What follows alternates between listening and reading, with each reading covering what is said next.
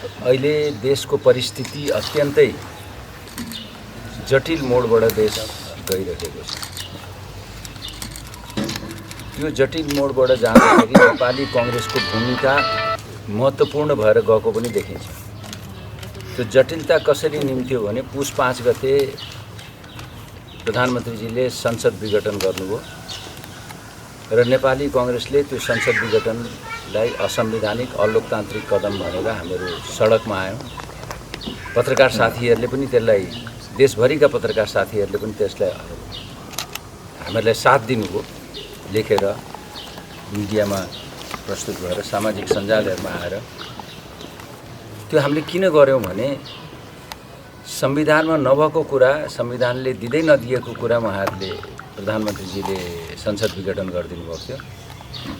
अब संसद पुनर्स्थापन त भयो, संविधान जुन कोल्याप्स हुने थियो, संविधानै जान्छ भन्ने हामीहरूलाई जुन डर थियो त्यो अब रहेन। तर अहिलेको परिस्थिति कस्तो छ भने तपाईको संसद निर्णयको बन्दी, अब संसद चल्छ कि चल्दैन भन्ने कुरा अत्यन्त अप्ठ्यारो परिस्थितिबाट संसद गइरहेको छ। अर्कोतिर तपाईको नेकपा जुन थियो पार्टी, त्यो पार्टी अब पुरानै अवस्थामा माओवादी र तपाईको यतातिर एमाले भयो र एमाले भित्रको गुटबन्दीले गर्दाखेरि पनि अब संसद अनिर्णयको बन्दी बनिरहेको छ। यस्तो बेलामा नेपाली कांग्रेसको भूमिका अत्यन्तै महत्त्वपूर्ण छ, किनभने हामी एउटा लोकतान्त्रिक पार्टी हो र यो संसदीय व्यवस्थामा विश्वास गर्ने पार्टी हो नेपाली कांग्रेस। त्यो अनिर्णयको बन्दी भएकोले अब यो संसदलाई राखिरहने या 2 वर्ष भनौँ न, हामीहरूको कार्यकाल अहिले यो संसदको कार्यकाल 2 वर्ष छ, त्यो कार्यकाललाई पुरा गर्ने दिने कि कसरी जाने, एउटा कुरा त हामीले बुझ्नु पर्यो। राजनीतिमा नैतिकता हुन जरुरी छ, नैतिकताको खरेडी परेको छ, त्यसैले सायद होला प्रधानमन्त्रीजीले राजीनामा गर्नु भएन। नैतिकवान प्रधानमन्त्री भएको भए जुन दिन संसद पुनर्स्थापन हुन्थ्यो उहाँले संसद माने राजीनामा दिनुहुन्थ्यो। अर्कोतिर तपाईको सरकारले बिजनेस दिइरहेको छैन, सरकारले बिजनेस नदिने, प्रधानमन्त्रीले राजीनामा नदिने हैन, र सभामुख के गर्नै नसक्ने अवस्थामा हुनुहुन्छ। उहाँको पनि अधिकार त छ होला नि त, संसदभित्र त अधिकारहरू हुन्छ नि त। त्यो संसदभित्रको अधिकार भनेको सभामुखको, उपसभामुखको निर्वाचन त सभामुखले गर्ने हो। आज हामीहरूले प्रश्न गर्नुपर्ने भएको छ सभामुखलाई पनि, त्यो निर्वाचनको लागि कसले रोकेको छ? सरकारले त रोकेको छैन, सरकारले रोक्ने कुरा पनि भएन। जोसुकै भनौँ, हामीहरूलाई त्योसित मतलब भएन, तर संविधान त बन्नु पर्यो र त्यसमा अगाडि जानु पर्यो, त्यो नगर्ने। अर्कोतिर माओवादी केन्द्रले तपाईको समर्थन फिर्ता नलिने, नेपाली कांग्रेससित अङ्कगणितको हिसाबले हामीसित सङ्ख्या नपुग्ने, जसपाको तपाईको उहाँका केही मागहरू छन् जसपा पार्टीको, त्यो मागहरूलाई नेपाली कांग्रेस र माओवादी, नेपाली कांग्रेसकै नेतृत्वको सरकार हुँदाखेरि, शेरबाजीकै सरकार हुँदाखेरि हामीहरूले संसदमा टेबल गरेकै हो उहाँले राखेका संविधान संशोधनका विषयहरू हैन, र त्यो बेला एमालेले फेल गराएकै हो, नमानेको हो, एमालेले स्वीकार नगरेको हो। किन त्यसमा त 2/3 चाहिन्छ, सबै राजनीतिक दलको सहमति हुनुपर्छ। यस्तो परिस्थितिबाट अब देशलाई निकास दिने काम नेपाली कांग्रेसले मात्रै गर्न सक्छ। त्यो निकास नेपाली कांग्रेसको नेतृत्वमा सरकार बनाइकिन निर्वाचनमा जानु उत्तम उपाय हो भन्ने मलाई लाग्छ। हैन नेपाली कांग्रेस हामी गर्न सक्दैनौँ, अप्ठ्यारो छ भन्ने हो भने विकल्प त हामीले दिनु पर्यो। यो सरकारको विकल्प हामीहरूले दिन सकेनौँ भने संसदीय व्यवस्था त अफाप सिद्ध भयो नि त फेरि।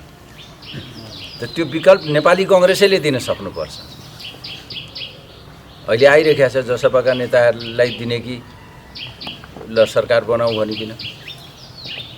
तर राष्ट्रिय र अन्तर्राष्ट्रिय परिस्थिति हेर्दाखेरि बुझ्दाखेरि नेपाली कांग्रेसको नेतृत्व चाहिँ सबैले स्वीकार्छ। त्यो के को लागि भन्दा निर्वाचनमा जानको लागि। प्रधानमन्त्रीजी पनि तपाईको निर्वाचनै खोजिरहनु भएको छ, तर उहाँले आफ्नो नेतृत्वमा निर्वाचन खोजिरहनु भएको छ। प्रधानमन्त्रीजीले त्यसरी खोजिरहनु भएको छ।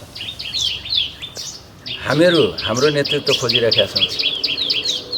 अब जसपा चाहिने निर्वाचन खोजिरहेको छ, तर उहाँहरू जसरी पहल गर्नुपर्ने हो, जसरी अगाडि बढ्नुपर्ने हो र जति उहाँहरू हिमचिम गर्दै हुनुहुन्छ प्रधानमन्त्रीजीको पार्टी एमाले भनौँ न, त्यो भोलि उहाँहरूलाई प्रतिपादक हुन्छ कि भन्ने पनि लाग्छ मलाई कता कता। हुन त सिजन मोहन ठाकुरजी यस्तो सिजन व्यक्तित्वहरू त्यहाँ हुनुहुन्छ। इस्युजहरू एकदमै कम्प्लिकेटेड इस्युजहरू छन्। रेशम चौधरीको इस्यु होला, संविधान संशोधनमा तपाईको यो भाषाको कुरा होला, नागरिकताको कुरा होला, अन्य इस्युहरू छन् हैन, यो प्रदेशको इस्युहरू छ। त्यसमा जे जति सकिन्छ छलफल गरिकन यसलाई निर्क्युल गरेर अगाडि बढ्न सक्यो भने देशले निकास पाउँछ। हैन भने यसै गरी देश चल्न थाल्यो भने जति दिन यो सरकार रहन्छ अराजकता बढ्दै जान्छ भन्ने कुरा मलाई लाग्छ। र यसै बीचमा हामीहरूको 14औं महाधिवेशन पनि आइसक्यो। भदौ 7, 8, 9, 10 4 दिन छ हाम्रो। भदौ 7 गतेदेखि नेपाली कांग्रेसको 14औं महाधिवेशन। 14औं महाधिवेशन पनि हामीहरूले सम्पन्न गर्नुपर्नेछ। त्यो हिसाबले हेर्दाखेरि निर्वाचन मलाई लाग्छ निर्वाचन मङ्सिरमा या चैतमा अब कसैले रोकेर रोक्न सक्ने अवस्था म चाहिँ नै देख्दिनँ। तर संविधान बचाउने जिम्मा, संविधानलाई अगाडि लग्ने जिम्मा, तपाईको संसदीय व्यवस्थालाई अगाडि लग्ने जिम्मा नेपाली कांग्रेसैको काँधमा आएको छ भन्ने कुरा। सभापति जति बेला संसद विघटन भयो त्यो बेला आन्दोलनमा जान तयार हुनु भएन। अर्को पक्षले लतारेर आन्दोलन लग्यो। पछाडि चाहिँ अर्को पक्ष सरकार बनाउनलाई चाहिँ प्रेसर गरिरहेछ, उहाँ सरकार बनाउन तयार हुनुहुन्न।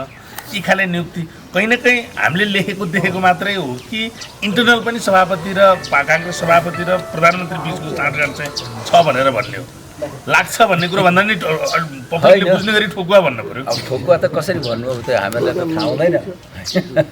तर यसै देख्दाखेरि देखिन्छ नि संवैधानिक परिषदका कुराहरू भए, तपाईको यही कुराहरू जुन अघि तपाईले भन्नुभयो यो कुराहरू देख्दाखेरि लाग्छ भन्नु पर्यो। हामीले त अब ठोकुवा त राजनीतिमा ठोकुवा भन्ने कुरा त केही पनि हुँदैन। सर यहाँले अब मङ्सिर या चैतमा चुनाव गर्नुपर्छ त्यो कांग्रेसको नेतृत्वमा भनिरहनु भएको छ। संसद विघटन चुनाव गर्नका लागि भनेको थियो, त्यति बेलै पृथ्वी गरे भए भइहाल्छ त, किन विरोध गर्नु पर्यो? चुनावै गर्नुपर्ने रहेछ। होइन, संसद विघटन गर्दाखेरि 17 वैशाखमा निर्वाचन भनेको थियो र 17 वैशाखमा निर्वाचन हुन सक्दैन भन्ने कुरा स्पष्ट थियो। निर्वाचन नभइसकेपछि एक त संविधानलाई कुल्चिएको थियो हैन, संविधान डिरेल भएको थियो त्यो बेला, र त्यो डिरेल संविधानलाई ट्र्याकमा ल्याउने काम संसद पुनर्स्थापन गरेर भयो नि त, सर्वोच्च अदालतले गरिदियो नि त। अब ट्र्याकमा त आयो नि।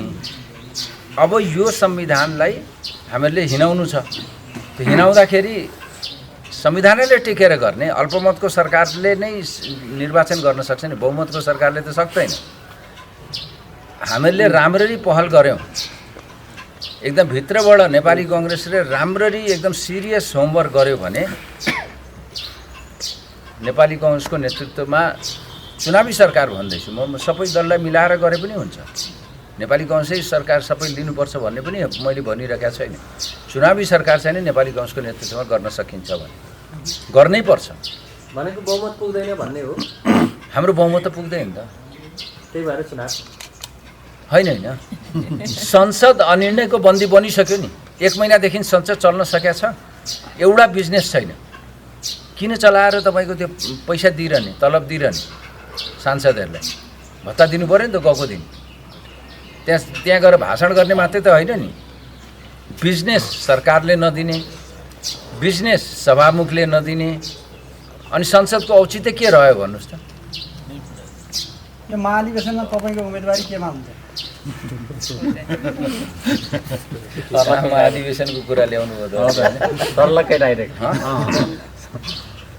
सभापति बाहेक अन्य पदमा म उठ्दिनँ। यसैसँग जोडेर पार्टीको महाधिवेशन भदौमा हुन्छ भनेर भनिसक्नुभयो, तर तपाईँहरूको क्यालेन्डर चाहिँ हरेक हप्ता चाहिँ क्यालेन्डर मिच्दै जानु भएको आज पनि मिट्छ, अप्ठ्यारो हुन्छ।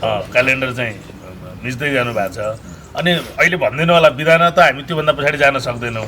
काङ्ग्रेस मात्रै होइन, अरू राजनीतिक दलको पनि त्यो भदौसम्म थुप्रै राजनीतिक दलहरूको अधिवेशन सक्न पर्नेछ। क्यालेन्डर मिट नहुँदा महाधिवेशन तपाईँले भनेको मितिमा हुन्छ भनेर विश्वास गर्ने आधारहरू के हो? विधान मात्रै हो, अरू पनि आधार छन्, गर्न सकिन्छ होइन? विधान सरकारतिर केन्द्रित छ पार्टी होइन। यसरी हेरौँ, हामी लोकतान्त्रिक पार्टी आफूलाई भन्छौँ, लोकतन्त्रवादी हामीहरू भन्छौँ। त लोकतान्त्रिक आचरण पनि देखाउनु पर्यो, विधि विधानलाई टेक्नु पर्यो, निर्णय गरेका कुराहरूलाई अगाडि बढाउनु पर्यो। र तपाईँले 4 वर्ष हामीहरूको कार्यकाल हो, 4 वर्षबाट हामीहरूले त्यसलाई थपेर 1 वर्ष थप्यौँ हामीहरूले। विधान त नेपाली कङ्ग्रेसको केन्द्रीय समितिको सदस्य म छैन आज। विधान त संविधानले दिएको त्यो 6 महिनालाई हामीहरूले युज गर्दैछौँ, त्यो त विधानमा छैन। हामीहरू त विधान त हामी केही पनि छैनौँ अहिले। 4 वर्ष प्लस 1 वर्ष केन्द्रीय सभापतिदेखि लिएर वडाको सभापतिसम्म सबै विधान त गइसक्यो। हामी कति त यसरी गरेर त लोकतान्त्रिक पार्टी त बन्दैन त। यो सम्झाउँदैछौँ, बुझाउँदैछौँ। अब क्रियाशील सदस्यहरूको अप्ठ्यारो नेपाली कङ्ग्रेसभित्र छ होइन। पोखरामा पनि आउँदाखेरि मैले अलिकति स्टडी गरेँ, बुझेँ, त्यो अप्ठ्याराहरू छन्। अरू जिल्ला, मेरै जिल्लामा पनि छ, त अरू ठाउँहरूमा पनि छ। अहिले पनि तपाईँको अन्य पार्टीहरूबाट प्रवेश गरेकाहरूको क्रियाशील कति हो भन्ने कुरै थाहा छैन, दिइरहेका छन् केन्द्रले। त्यसले अप्ठ्यारोपन त सृजना गर्छ, तर अप्ठ्यारो छ भनेर हामीले छोडिदिनु त भएन। भदौभित्र हुनैपर्छ, हुन्छ।